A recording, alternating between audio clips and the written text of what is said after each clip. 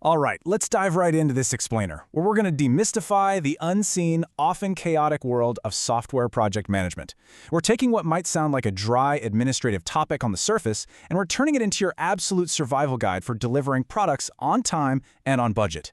Because, let's be real, if you've ever wondered why software projects so notoriously run late or completely derail, the answer lies entirely in how they are managed. Before we jump into the deep end, here is our roadmap for today. First, we'll cover the software project paradox. Second, building the master plan. Third, the scheduling puzzle. And fourth, risk management. Let's get started. Section 1. The software project paradox. Think about traditional engineering for a second. When a civil engineer builds a bridge, you can physically watch the steel being laid, right? It relies on standardized processes and super tangible deliverables. But software? Totally different beast. You can't exactly touch a line of code. The product is completely invisible. Plus, the process is rarely standardized. A lot of these projects are entirely one-off, unique creations. And this creates this wild illusion of tangibility that makes software incredibly hard to actually track and manage. Now you might be thinking, well, why not just hire the absolute best coders on the planet? This right here shatters the myth of the ideal team out of the gate. In the real world, project managers almost never get the exact people they want. You've got strict budgets that limit how many highly paid senior devs you can bring on, toss in a massive international shortage of skilled IT workers, and those ideal people, yeah, they're usually booked solid. So managers have to constantly battle these severe constraints, often relying on the project itself to develop junior employees' skills on the fly. Section 2. Building the master plan. Okay, so planning doesn't just magically stop the second fingers hit the keyboards. It is a continuous, living activity supported by a whole web of specific subplans. It's like a giant puzzle. You need a quality plan for your standards, a validation plan to figure out testing, configuration management for version control, a maintenance plan to predict your future costs, and of course, a staff development plan. If just one of these supporting pillars crumbles, the whole main plan is coming down with it. So the really crucial takeaway here is that a robust project plan isn't just a basic schedule with some deadlines slapped on it. It's a holistic ecosystem. A true software project plan outlines the whole organization of the team, dives super deep into risk analysis, explicitly calls out what hardware and software resources are needed, breaks the work down into digestible chunks, and sets up exact monitoring and reporting mechanisms. It ensures that you actually have the framework to deliver the whole shebang. Section 3. The project scheduling puzzle. Solving this scheduling puzzle requires a very strict logical sequence. First, you estimate the resources. Actually, scratch that. First, you have to identify the specific activities. Then, and this is absolutely critical, you identify the dependencies, like which tasks are just sitting around waiting for other tasks to finish. Then you estimate your resources, allocate your people, and finally, map all of that onto your project charts. The goal is to stack tasks concurrently to maximize your team's output while minimizing those annoying bottlenecks. And because software is intangible, doing this successfully relies heavily on a manager's gut intuition. I really want you to literally burn this next concept into your memory. It's one of the most famous axioms in software engineering, usually known as Brooks's Law. It is the ultimate counterintuitive scheduling bomb. If your project is falling behind, throwing more developers at the problem is actually going to delay it even further. No way, right? Let's look at exactly why that happens. So why does this happen?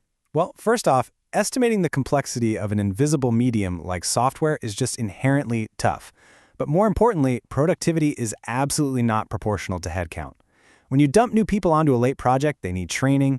And who trains them? The very people who are already behind schedule. Plus, it creates massive communication overhead. More meetings, more Slack threads, more chaos. It just proves that you must build contingency into your upfront planning, because the unexpected is always going to happen. Which brings us to Section 4, Mastering Software Risk Management. To survive the chaos, we first need to define our enemy. What is risk, exactly? It's simply the probability that some adverse circumstance is going to happen.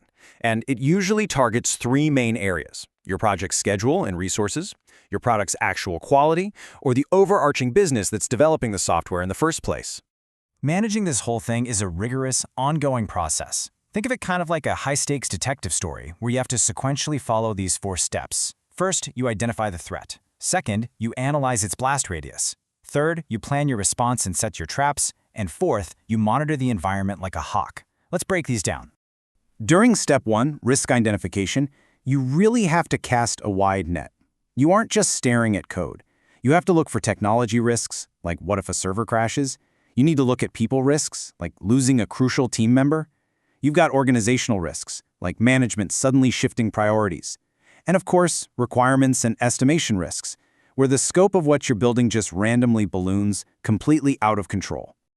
To put that into perspective, let's look at some real-world doom you might actually face. A classic project risk: staff turnover. Your lead developer just quits a month before launch. A combined project and product risk could be the client demanding a massive change in requirements at the 11th hour. Or a pure business risk could be a technology change, where that underlying framework you just spent millions building on is suddenly entirely superseded by brand new tech. Now, once you spot a risk, you don't just panic. You move to step 2, risk analysis. You have to calmly sit down and analyze two distinct things about the threat. First, its exact probability of happening, rating it anywhere from very low to very high. And second, its seriousness.